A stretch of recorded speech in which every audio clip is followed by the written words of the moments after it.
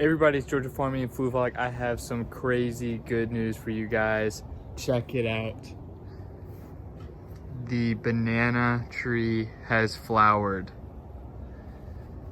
So if you remember, this is the dwarf Namwa, the one that I've been thinking is closest to flowering.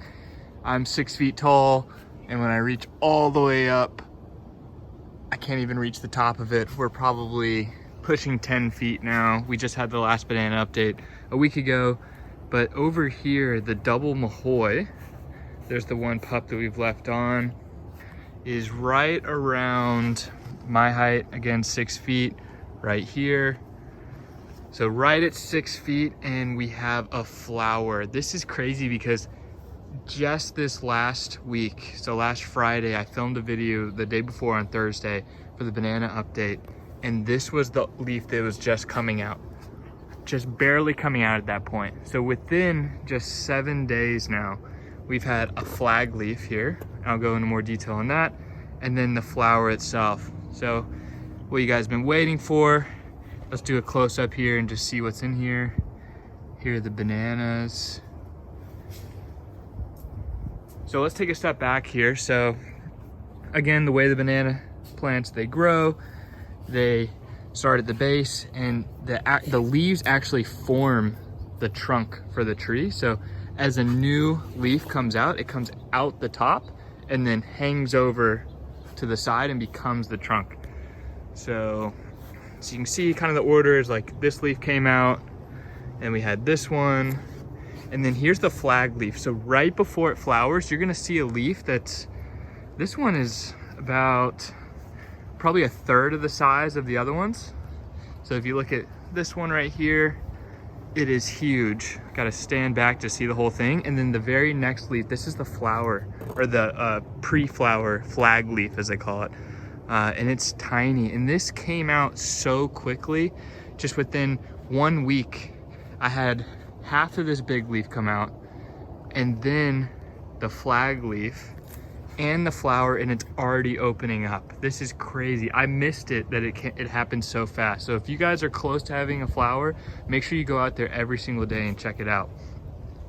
So after you see this flag leaf, sometimes you can get two flag leaves, like one that's a little bit bigger than this one and then a tiny one, but this one's so small you could have definitely known that you were gonna get a flower.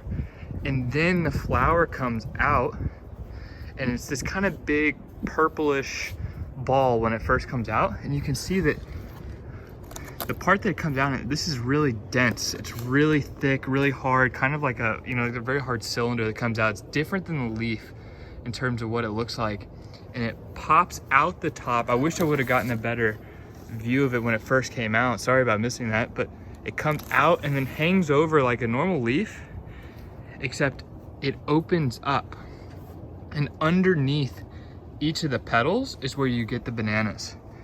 So let's go in here and see how many there are. 1, 2, 3, 4, 5, 6, 7, 8, 9, 10, 11. And there seem to be 2 rows of those. So probably around 20 or so underneath each of the petals. So there's 20, 40, 60, 80, and there's probably 3 to 4 more that have yet to open up. You can start seeing them underneath there. There's some right here, some under here. So overall, this is probably going to have 150 bananas on it, which is awesome. So if you've seen other videos where people are only getting a couple of hands, they're not fertilizing enough, they're not taking care of it. But if you guys watch my videos, I'm religious about watering almost every day and fertilizing twice a month on a bi-weekly schedule. And so if you want to see those videos, check those out on my channel. Make sure you're keeping your bananas nice and healthy, and you'll get tons of bananas when they do fruit. So what we're going to do is we're going to continue to wait and let these all open up and see how many we get. So let me know, guys, what you think here. It is middle of September here in Atlanta. We probably have another month of good weather. We're supposed to be up in the 90s next week, lows in the 70s. So there should be some good ripening time here But usually bananas take at least 2 months to ripen once they actually start showing like this after the flower. So it's gonna be really difficult to get these to ripen. So there's a couple options we have. Let me know what you guys think we should do here. First off, we can basically, the upper hand here is the ones that came off first. So those are gonna be the ones that ripen first, already the biggest, most developed. So what we can do is just kind of cut off all these ones below it. Really, you don't want to remove the actual stalk of like the flower, but you can just like, you know, kind of pop these off like you would like you're like ready to eat them. And only leave the top ones. We could even trim those down a little bit. So we only have around maybe like 10 bananas. That way, you know, we can really try to make them ripen as quick as possible because everything's going to be going towards that. Or we can let them all go and just see if we can get a really beautiful 150, you know, fruit hands here. You know, it'd just be really cool. But then probably they're going to end up dying out over the winter. But we can also try and keep them alive. I don't know, like wrap them in bubble wrap, you know, throw some leaves in there to like keep them warm.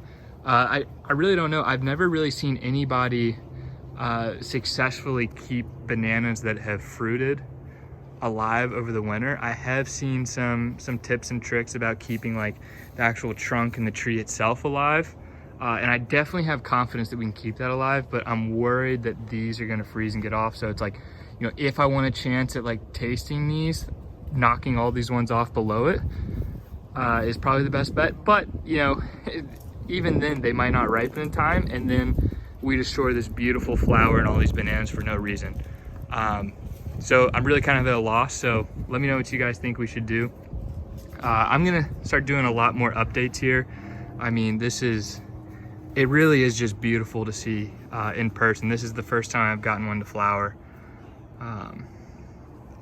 And we'll go through and I'll give you guys some update videos. So essentially, once these open up, we want to come in here, we want to knock the little flowers off and kind of, you know, allow the bananas to keep going. So you can see at the very tip of each banana, there's like a little flower on the end. So we're gonna knock those off once they mature a little more. We open it up. And then at the very end, you'll finally see kind of like the tip to the flower once these all open up. So I'm not gonna do anything yet, but let me know what you think. Let me just get you some good close-in video here so you guys can see what it looks like.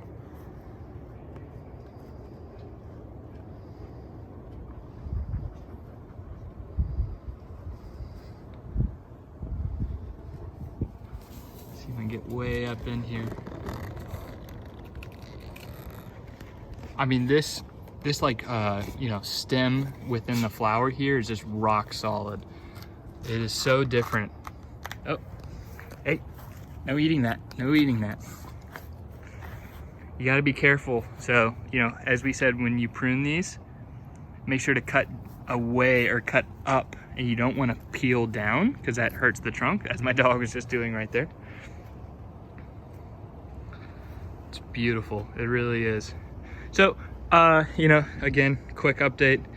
The ice cream banana, it's probably about 7 feet tall.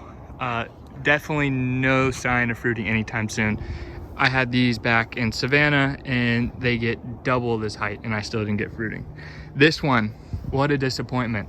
It's supposed to be a dwarf and we're pushing 10 feet. It is thick with 2 C's and a Q. I mean, it doesn't get any bigger than this at the base. It's huge. But yet, the next leaf that is coming out, we can see it, is massive, not a flag leaf. So we've got at least another week. But I hope you guys enjoyed this. Definitely gonna do some more updates here. Thanks for watching. Make sure to like, comment, subscribe, and remember, let me know what you guys think I should do with these bananas. See ya.